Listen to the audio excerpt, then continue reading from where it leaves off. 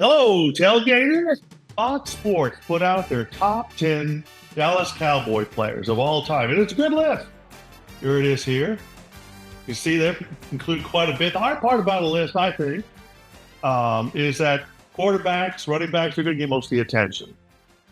Fair enough. You know, they probably get more credit than they deserve and more blame than they deserve. So this list is good. It's got a couple of like Bob Lilly and Mel Renfro, Randy White, a couple of players that, weren't quarterbacks or running backs. And I think that's pretty cool. I think it's a good list. I really do. But we wanted to see what our list would be, what criteria we had, why did we pick ours. And for me, I'm lucky. We're lucky. The Cowboys, they get a lot of Hall of Famers, a lot of people to choose from. Makes it easy to pick some. Controversial too. We're like the Lakers or the Celtics, where there's a lot of good players. I mean, they'll pick a couple of local teams, like maybe the Rangers. I'm not sure. That'd be harder to pick because I don't know. They've had a lot of good players, but be a little bit harder. So let's get started. Who wants to go first? Daryl, Marcus? I didn't introduce ourselves. Hey, I'm Bruce with Daryl and Marcus. Which one of you guys want to go first on your top 10 picks? What do you want me to go first? You go first this time, Bruce. All right, I'll go first. I picked mine. I put the criteria like I've done in the past. I had some favorites. My normal favorite, if I was just to pick one, would have been Roger Staubach. But I went, nope, no. I've got to try to make this a little more objective than subjective. So I at least said, you got to be in the Hall of Fame. If you're not in the Hall of Fame, you're knocked out. So I knocked out a few of my favorites. Sorry, Don Meredith. And also, I had other criteria. And you ever been an MVP in the Super Bowl, MVP in the regular season? Any records, any titles, stuff like that? Still a little subjective, but here's number 10. On the bottom, Drew Pearson made my number 10. He was an NFL season leader before, Mr. Clutch, 1970 All-Decade Team. That was important. Team leader in passing yards. And he got that Hail Mary, the Hail Mary catch. That coined the phrase, the Hail Mary. Side note, Roger Staubach came up with the name, but Drew Pearson copyrighted it. The copyright from the name Hail Mary. So he put that on his shirt. You had to pay Drew Pearson. Number 9, Bob Hayes. Probably not in a lot of lists, but I think Bob Hayes because one, which doesn't mean with the Cowboys, but he was the world's fastest human. 2 gold medals he got. And he made the defenses change the way they play. Came in the zone defenses. So I figured, someone makes that kind of impact where they had to change the defense to guard you. That's important. Number 8, another wide receiver, Michael Irvin. The playmaker. Snyder broke numerous team records. He was a 1990 All-Decade Team. That's important. And he had the NFL receiving record in 1991. So pretty cool. Larry Allen. Larry Allen is different, but he's all NFL 2000 team. But that guy had speed, didn't he? To be a 300 pounder, he could run with that kind of speed, that athletic ability. He might have won the Olympics in the 100 just because he'd run everybody down and pass them anyway. Then number 6, Mel Renfro. He was interception leader with 10 in 1969, 2 kickoff returners. This was incredible. So he's a kickoff returner in the Pro Bowl, offensive MVP in the 1971 Pro Bowl. He's a defensive player, but he won an offensive MVP. Sort of like a Deon Sanders to do things like that. He had 852 yards on punts, 52 interceptions, 2,246 kickoff yards, 13 fumble recoveries, 52 interceptions. That's very versatile, I thought. Also had 10 times he was All-Pro. Tony Dorsett's number 5, Rookie of the Year, scored most NFL rushing yards when he retired, had that 99-yard run. Number 4, Troy Aikman. A lot of people put him a lot lower than maybe other people, but Troy Aikman, he was a Super Bowl MVP at one of those. Well, that's very important. 6 Pro Bowls. He had a team record for most passing yards and touchdowns, and NFL Man of the Year in 1997. That counts for something, doesn't it? Number 3, Bob Lilly. He was probably the first real Cowboy superstar. Rookie of the Year, Mr. Cowboy, he's known as. That counts for something, doesn't he? 1960 All-NFL team, and 1970 All-Decade team. So 60 and 70 All-Decade team. That's incredible. 100th anniversary All-NFL team, 18 fumble recoveries. I remember watching him play, and my brother would say, I wish you'd give someone else a chance to tackle somebody. Anyway, number 2. So a lot of people put him number 1, like that list, but I had Roger Staubach number 2. I wanted him to be number 1, but the way I was doing it, he didn't go there. Super Bowl MVP, captain comeback. He was his title. Got to count that for something, right? Captain comeback. NFL Man of the Year, 1978. NFL touchdown leader, 1973. 4 times passing leader in the NFL. 1970 All NFL team. NFL 100th anniversary NFL team. And he's a Vietnam vet during a time where people didn't want to go there. So I thought that's impressive. He didn't start his career, till he was 27, 28, a lot older because he went and served in the military. Number 1, unreal. I don't think this might be controversial. Emmitt Smith. I was putting down all his accolades. 8-time Pro Bowl, MVP, Super Bowl, MVP, regular season. He most yards and touchdowns, rookie of the year, led the league in rushing, and won a Super Bowl 3 times. Only one that's a non-kicker to score more than 1,000 points. Single season rushing record, rushing titles, Cowboy all-time leading rusher, of course, and he had 11 consecutive 1,000-yard rushing seasons. So I had to put Emmitt Smith number 1. That's my list. All right. When you guys go now, what's your list? First of all, I like the list. You had probably 1 or 2 players I wasn't thinking about or didn't really think would make the list, but you made some really strong points there. Daryl, you want to go next? You want me to go next?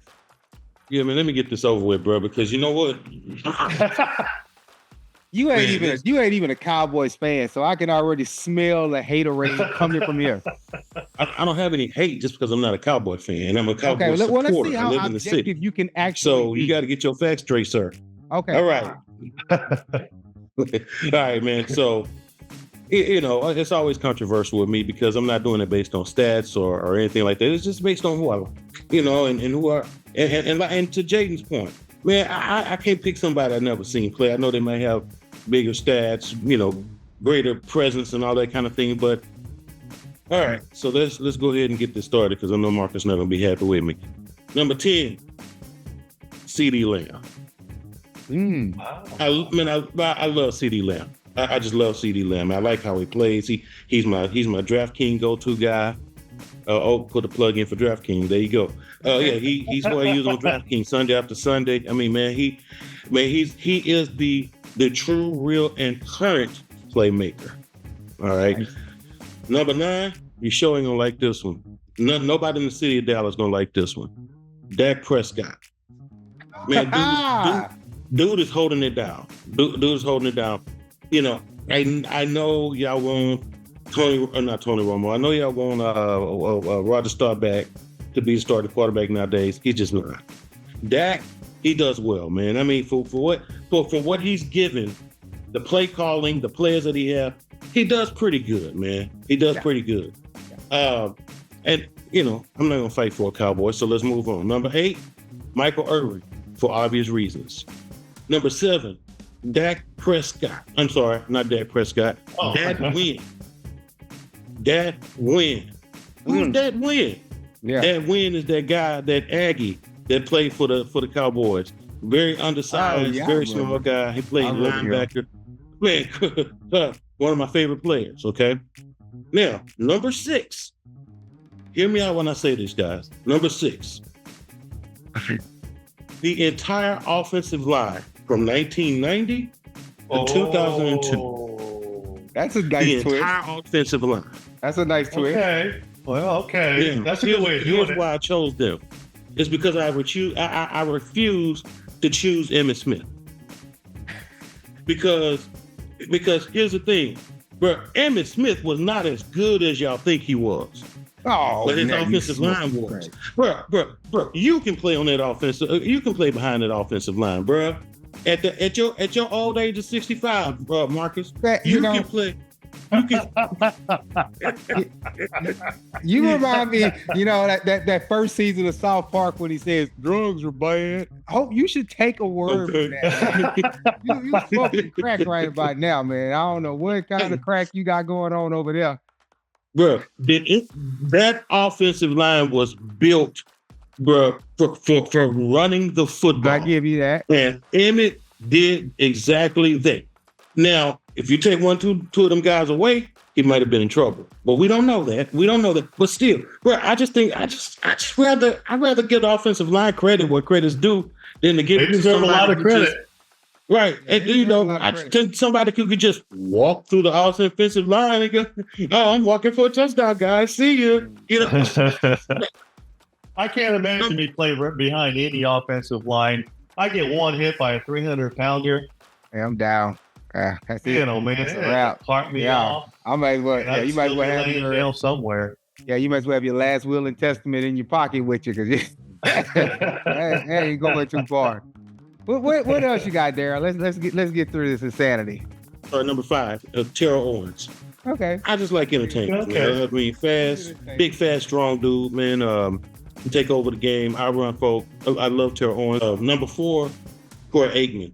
And again, that offensive line that he had was protecting him back there. But I mean, still play caller, took him of the game, called plays on the field. He can sling the rock. So that's one of my favorite Cowboys. I almost threw up saying favorite Cowboy. Number 3, Tony Dorsett. Yeah. Tony Dorsett. Yeah. I think he's great.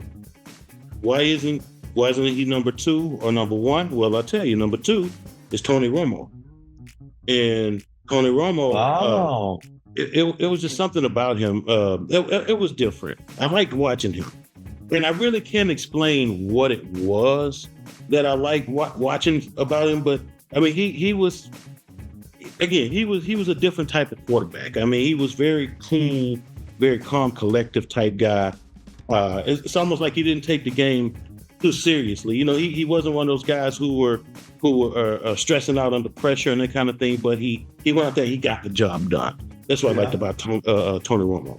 But number one is personal because not only is he number 1 on this Cowboys list, but he is my favorite player of all time. Okay, and that's Deon Sanders. And, wow, number 1 Cowboy. Yeah. Now I know he didn't have a long campaign with the Cowboys, but when he was a Cowboy, I was cheering for the Cowboys. It's just because I love the guy, And one of the things I remember about him was I remember when he was returning punts, and he was standing in the middle of the field waiting to receive a punt that he thought that they were going to kick out of bounds and kick it away from him because that's what they had been doing. That was the game plan for basically the whole season. But he's in the middle of the field praying, kick the ball to me, kick the ball to me. And they kicked it and answered prayer. I mean, because they kicked it to him. And when he caught that ball, he was surprised as anybody else. He kind of jumped like, oh my God, they kicked it to me. And of course, he made a few moves. He ran to the end zone. That is my absolute favorite play of all time. Wow. Okay. So yeah, so number 1, Deon Sanders. This list was so hard to put together because I just Dallas Cowboys. Why are we even having this right now? Dallas Cowboys. You kind of outnumbered, bro. No kidding. Man. That's a good list, though. It's like showing your favorites. It's a second here. Yeah. I like this list. It's showing people you like and who had an impact of why we. Because sometimes we watch the game, not just because the best, but like Deon Sanders, I didn't put him on my list just because, like you mentioned, he had a short career with the Cowboys. But boy, talk about the star appeal. I was at a game once. My brother and I was at a Cowboy game, and he was in the middle of the field. For whatever it was, all eyes were on him. Got 22 guys out there, got all this other stuff going on. The guy didn't have star appeal. He was a phenomenal runner. I tell you, I wish I could have run that fast. I wouldn't have to worry about the 300-pounders, that's for sure. Jeez, that guy had speed, didn't he? And he had star appeal. So, I like what you do. It's more your favorite people than maybe the absolute best. But anyway, Marcus, what do you got? All right. Okay, ladies and gentlemen, we are done with the rest. It is time for the best. Okay. Here is my top 10, which is the only top 10 that truly, truly matters. Okay. So number 10, I have Darren Woodson. Okay. I know my list is a little unorthodox, but he is the ultimate enforcer in the secondary. He's a 3-time Super Bowl champ and the franchise all-time leading tackler. Okay. Number 9, I have Jason Witten. I just love this guy. He's the Iron Man of the Cowboys. The guy was consistent, dependable, and the heart of the locker room for 16 seasons. Number 8, let's take it. I like the name, DeMarcus Ware. He was the most dominant pass rusher in franchise history. 117 sacks with Dallas and a Super Bowl ring with Denver. I wish he would have got that with Dallas, but nevertheless, he is a champion. All right, we talked about Dez Bryant. Let's throw up the X, baby. One of the most explosive receivers in Cowboys history and an emotional tone setter. The guy is money. Now, this guy, number 6, he made my list too. And again, we're going to get a lot of people who hate this guy, but I respect the fact that he's stuck in there and he is holding it together. He is literally trying to build a fire or make a fire with wet sticks, and that's Dak Prescott. He's the modern day warrior. He's resilient. He is a respected leader, and he's been the face of the franchise through what everybody can pretty much agree on. It has been a very, very tough era. Number 5, Daryl, I'm gonna go with you on this one as well, man. He made my list, and that's Tony Romo. He was underrated legend. He all-time Cowboys passing leader, and the reason fans kept believing in the Cowboys really throughout the 2000s. I like the guy, and even now as an analyst, he brings a very just calm but passionate and reliable energy to his commentary. Roger Staubach, okay, you didn't think I was going to go old school, but I did. I think that guy is the original Captain America. Salute. He's a Navy vet, Super Bowl MVP, who defined the Cowboys brand of excellence. He's the original the original Avenger, let's just call it. So Cowboys, assemble. Number 3, we're going to go with Michael Irvin, the emotional spark plug and playmaker. He set the tone for a generation with his toughness. Daryl, I don't know if you gave credit to the O-line. Well, that was actually for our boy Emmitt Smith, but nevertheless, he's the emotional spark plug. He's a playmaker. I love the guy. Number 2 for me, Troy Aikman. The calm commander under center. I love this clip I see on him on YouTube when he's just cursing the whole team out. Yeah, I like that. Like, I just love that type of leadership, right? But he's got 3 Super Bowl rings and the definition of clutch leadership. Like, I just love that YouTube clip. I think I one time watched that thing maybe like 7 or 8 times in a row. And again, it's got some profanity in there, but it embodies what a true leader is. Somebody that sees that the team isn't doing what they need to do. He stepped in, he became that player coach. And even when the coach wasn't getting the team to step up, he could do it himself. And then number 1, let's just call it what it is. This is what I meant when I said, Daryl, you and that O-line, crack smoking comment you made a little earlier. I'm sorry, man. Emmitt Smith is money. He's the NFL all-time leading rusher. He's a 3-time Super Bowl champ and the heart of the 90s dynasty. So that is the top 10 favorite Dallas Cowboy list according to MJ. That's funny. What those 2 guys said, my list is the real deal. Now, what you got to say now? What you got to say now? Let me ask you a question. So do you think it'd be fair if I take Emmitt Smith out of the list and took somebody else off, like the O-line off? You think that's fair? It could work. Yeah. What do you got? I ain't doing that. But I do like your approach of putting the O-line. What I can't agree with you on there is just saying that you could have taken a high school junior and put him in that in that backfield, and he would have got the same result.